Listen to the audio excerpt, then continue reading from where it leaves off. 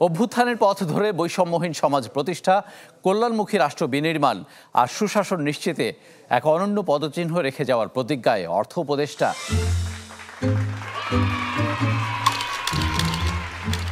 যার কাছে প্রথম বাজেট প্রথম জন্মদিনের মতোই আনন্দের। তাই তো 18 কোটি মানুষের জন্য নিয়ে এলেন বিশাল বাক্সবন্দি একটি কেক, যা দিয়ে তিনি মেটাতে চান সবার প্রত্যাশা।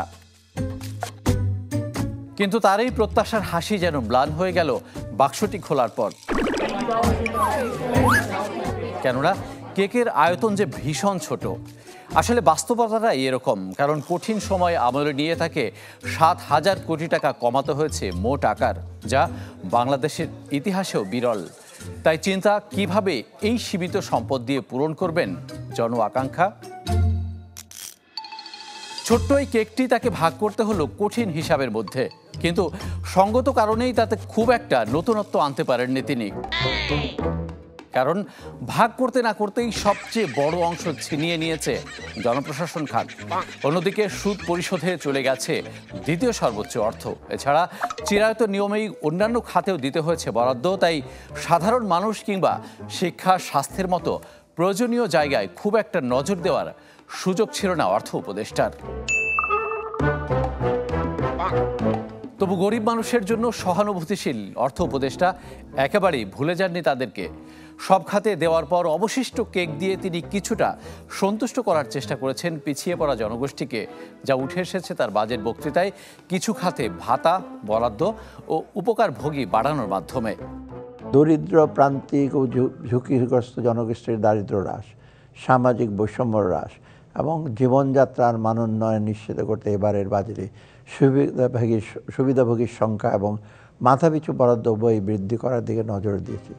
দায়িত্বের শুরু থেকেই ফাঁকিবাজ করদাতাদের বিরুদ্ধে এক হাত নেওয়ার কঠোর ঘোষণা দিয়ে আসছেন অর্থ উপদেষ্টা। তারই ইঙ্গিত স্পষ্ট করলেন বাজেট বক্তৃতায়।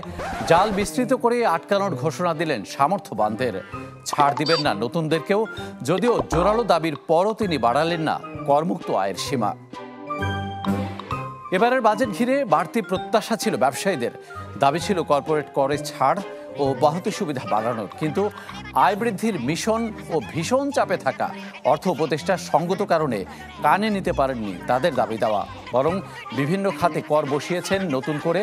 এমনকি সুস্পষ্ট সমাধানের রূপরেখা দিতে পারেননি ব্যবসার পরিবেশ, জ্বালানি নিরাপত্তা সহ বিভিন্ন খাতের উন্নয়নে।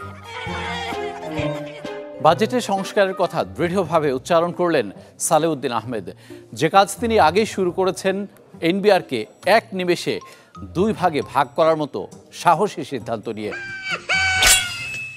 যদিও শেষ পর্যন্ত তা স্থগিত করতে বাধ্য হয়েছেন তিনি, তবে সেই প্রক্রিয়া অব্যাহত রাখার ঘোষণা তার বক্তৃতায়।